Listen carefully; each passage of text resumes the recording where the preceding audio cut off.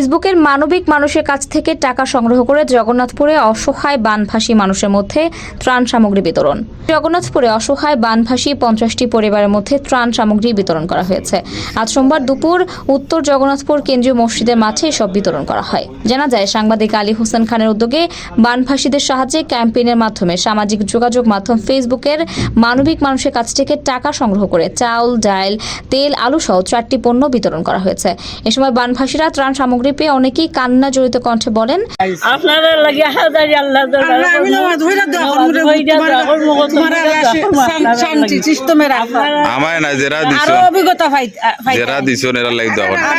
যাদের অর্থে আমরা দুবেলা খাবার খেতে পারবো, আল্লাহ যেন তাদেরকে সবসময় ভালো রাখেন। এ সময় উপস্থিত ছিলেন উত্তর জগন্নাথপুর কেন্দ্রীয় মসজিদের মুয়াজ্জিন কবির আহমদ, আজিজুল মিয়া, জালাল আহমদ, কাউসার মিয়া, আলাল আহমদ সহ আরো অনেকেই।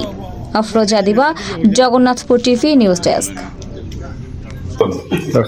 এগুলা সরকারের পক্ষ থেকে না, পৌরসভার পক্ষ থেকে না, এগুলো মনে করেন যে আমাদের যে আমার ফেসবুকে যারা মানবিক ফ্রেন্ড সকল আছে, বিদেশ তেমন দেশও যারা আসন, এরা কাছ থেকে মনে হইলো আমরা সহায়তা লইয়া যে আমাদের গ্রামের অসচ্ছল গরিব মানুষ যারা, তারার লাগে আমরা এগুলা এই ত্রাণ সহায়তা আনছি। চাউল, ডাল, তেল, আলু আছে যেন মানে যারা দিচ্ছেন তারার লাগে আপনারা দোয়া করতে থাকি। ওটু দেশ বিদেশ যারা আছেন যে অবস্থায় মানে আগামীতে আরো পাইতে ইনশাল্লাহ, বুঝছেন।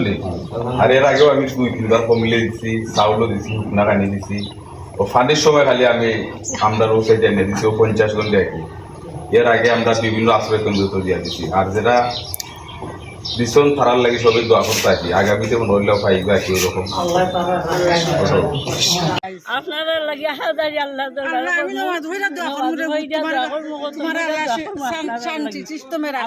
আমায় না যারা দিছো এরা লাগি দোয়া আমরা অনেক জমলা ভাইছি, তখন মোলা ভাইছি আমরা ভাত